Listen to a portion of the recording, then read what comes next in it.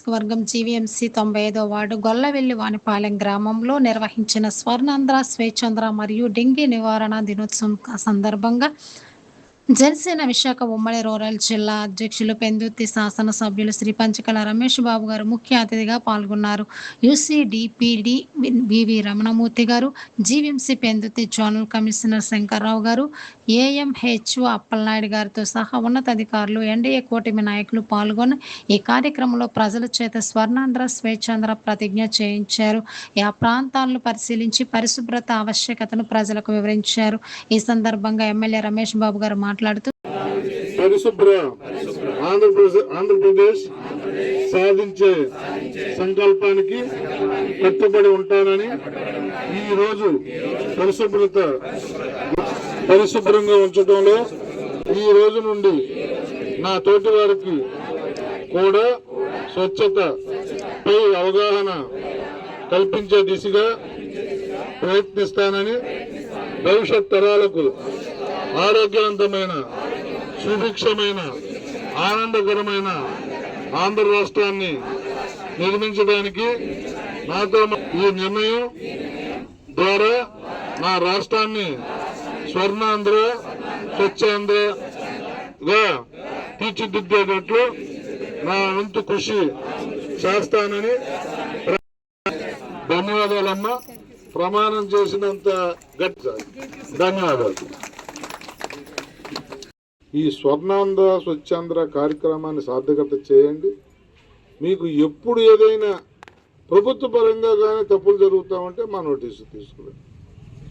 ప్రభుత్వం ఇక్కడ ఇలా చేయట్లేదండి అంటే, నేను తిరిగిన చోటల్లో శానిటేషన్ బాగోకపోతే అక్కడక్కడే మా అధికారికి చెప్పి చాలా చోట్ల చేయిస్తా ఉన్నాను. మీ వార్డు అధ్యక్షులు ఉన్నారు, ఇక్కడ మన ఆఫీస్ ఉంది. మీరు ఎక్కడన్నా మీ ప్రాంతాల్లో కానీ ఏదన్నా బాగోకపోతే ప్రభుత్వ పరంగా అయితే చేయించగలం. మనం కూడా ప్రభుత్వానికి సహకరించే పనులు మీరు చేయాలని చెప్పి మనం చేస్తూ, మరి ఒక మంచి కార్యక్రమం డెంగ్యూ నివారణ డే ఈరోజు, ఆ రోజే 16th మే, ఆ రోజు ఈరోజు ఈ రెండింటికి రిలేటెడ్గా ఉంటుంది కాబట్టి కార్యక్రమం, 2 కార్యక్రమాలు పెట్టారు. ఎట్టి పరిస్థితుల్లో ఇంట్లోకి దోమ చేరింది అంటే మనకు ప్రమాదం పొంచి ఉందన్నట్టుగా మీరు ఆలోచించాలి. ఈ దోమ కూడా, ఈ డెంగ్యూ దోమ కూడా పెద్ద హైట్ ఎగరలేదు.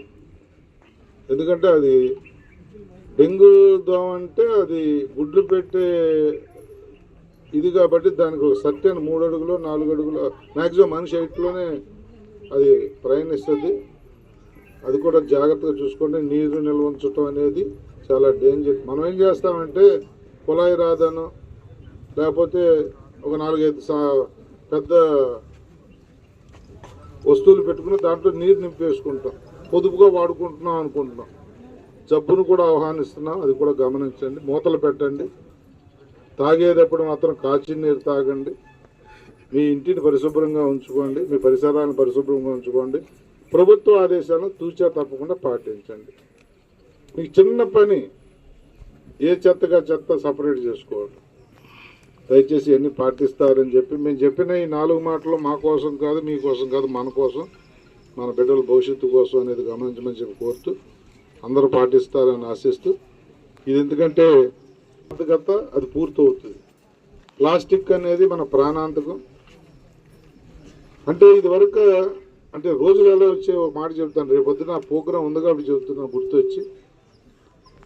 సముద్రంలో కూడా మనం పిల్లల్ని వదిలి సముద్రంలో కూడా చేపలు పెంచుకునే దౌర్భాగ్యమైన రోజులు వచ్చేసాయి. రేపు పొద్దున్న కలెక్టర్ గారు ఫోన్ చేశారు, సముద్రంలోకి షీడ్ వదలాలండి, చేపలు వదలాలి, బోట్లో వెళ్ళి మనం ఆ కార్యక్రమం ఒకటి ఉందండి అని. సముద్రంలో చేప వదలటం ఏంటండి అంటే సముద్ర కూడా కాలుష్యం తగ్గిపోతుంది. అంటే చేప దానికి అది పిల్లల్ని పెట్టి ఆ చిన్న చేప పెద్దదయ్యి ఈ వేటకెళ్ళే వాళ్ళకి దొరికే పరిస్థితులు పోయే.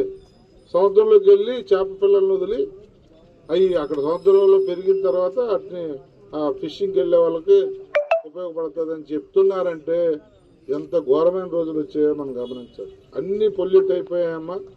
ఆరోగ్యం ప్రపంచంలోనే ఇండియా పొల్యూషన్లో ప్రథమ స్థానానికి వచ్చేస్తూ ఉంది. దానిలో విశాఖపట్నం ఇండియాలోనే 2-3 స్థానాల్లో ఉంది. మనం చాలా డేంజరస్ జోన్లో ఉన్నాం. మనల్ని మనం కాపాడుకోవాలంటే అతి జాగ్రత్తగా మనం ఉండాల్సింది. ధన్యవాదాలమ్మా. ఇప్పుడు మనం ఇలా ఉంటామని చెప్పి నేను ఒక ప్రతిజ్ఞ చేయిస్తాను. మీరందరూ లేచి కుడి చేయి ముందుకు చాపి